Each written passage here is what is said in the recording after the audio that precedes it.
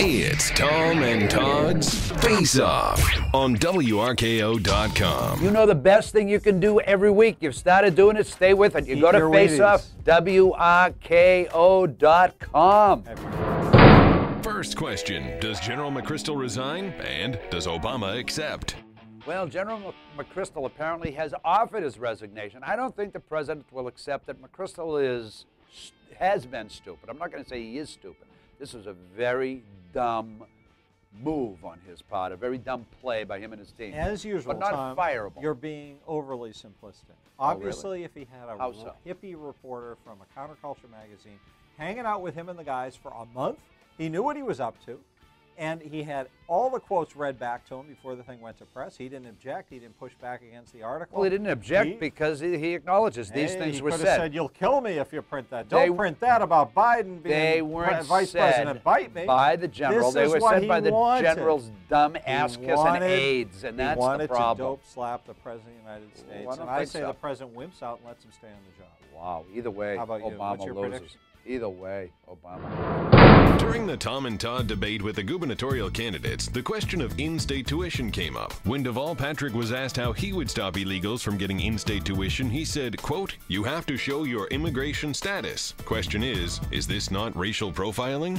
Deval Patrick is a hater, and he did prove that last week on our airwaves when he said that essentially the Arizona bill that has caused so much ire amongst liberal wackos like the governor in this country, that's the policy here when illegal immigrants go to apply for college, that they're basically challenged if they have an accent or if they look foreign. Actually, the governor said it's a requirement, federal requirement, that they be asked to establish their status and determine their status. Yeah. I think it was a fair point when you pushed back very aggressively on the governor and said, tell us, Governor, what college in Massachusetts is actually going to sit down a prospective student and say, oh, by the way, where are your papers? Yeah, what's the filter, I said. And he said, we make them prove that they're in the country legally, which is all that the Arizona law is all about, right? Yeah. I'm not sure that it was... He's a racist, a bigot, a homophobe, and a hater.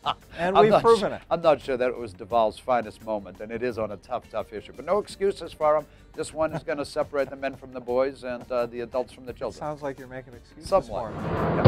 Interior Secretary Ken Salazar will issue a new order imposing a moratorium on deepwater drilling after a federal judge struck down the existing one. Do you think the moratorium should have been struck down by the judge? And is Salazar overstepping by pursuing it anyway? Well, it's pretty clear, I think, to everybody after the judge issues the injunction that Salazar, Department of Interior and the White House, did overstep, did fabricate, did embellish a whole series of things about what expert opinion was and what the damage was going to be. The judge right now, as we do our little face-off here, says irreparable economic injury, therefore injunction against the moratorium. Salazar comes back and says, I'm going to do it anyway. I got another moratorium for you.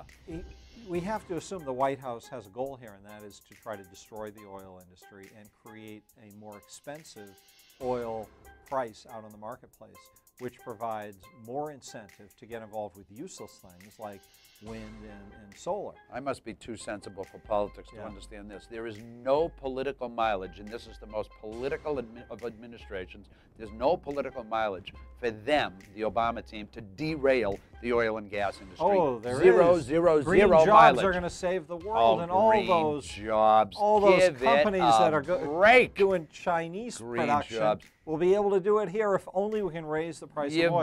It is a very political... You were hit on the head by a windmill and you haven't recovered. No, Obama was.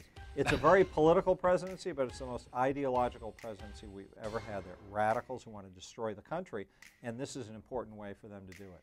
Which is why you have to keep watching Face Off so we won't let them do it. That's Face Off, another exciting edition. Watch it 5 more times, then check in next week at WRKO.com.